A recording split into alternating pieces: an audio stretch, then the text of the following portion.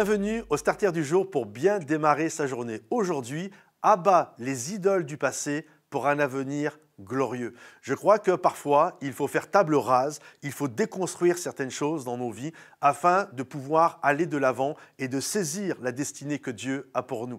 C'est un peu comme finalement un architecte qui verrait une ruine et un bâtiment qui est assez instable, qui risque de s'écrouler à chaque instant. La majorité des gens vont dire « jamais j'achète ça, c'est une catastrophe annoncée. Je ne peux pas acquérir un tel bâtiment parce qu'il est voué à m'amener à vivre une vie qui va être terrible. » Sauf qu'un architecte visionnaire voit en ce bâtiment la possibilité de le raser et de rebâtir quelque chose de beaucoup plus grand, de beaucoup plus fort, de beaucoup plus stable et de beaucoup plus glorieux. C'est un peu ce que Gédéon a vécu lorsque le Seigneur l'a appelé. La Bible nous dit que Gédéon, par la suite, a dû abattre l'autel qu'il y avait à Baal. Et Baal, c'était la grande divinité de l'époque. Et abattre l'autel de Baal, même si tu étais en Israël, il y avait tellement de corruption, tellement de syncrétisme, c'est-à-dire de mélange de religions, et entre Dieu et entre les divinités de l'époque, bref, c'était assez compliqué. Et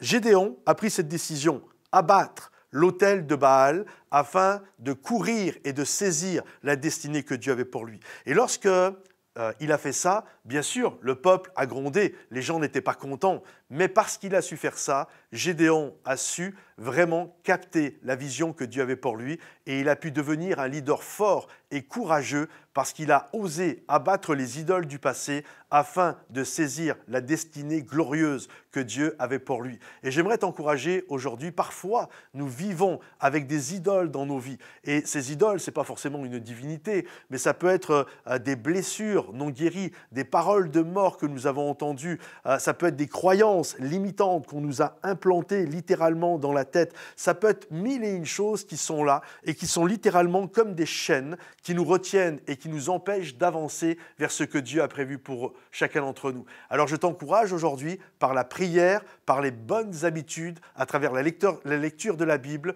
ou tout simplement la prière, je t'invite à te débarrasser de ces chaînes du passé, d'abattre les idoles que tu avais dans ta vie afin de saisir la vie et la destinée que Dieu a pour toi. Alors que dans la puissance du nom de Jésus, ces idoles puissent être abattues. Si ce message t'a béni, et encouragé, pense à le liker, le partager et le commenter. Et on se dit à bientôt. Bye bye.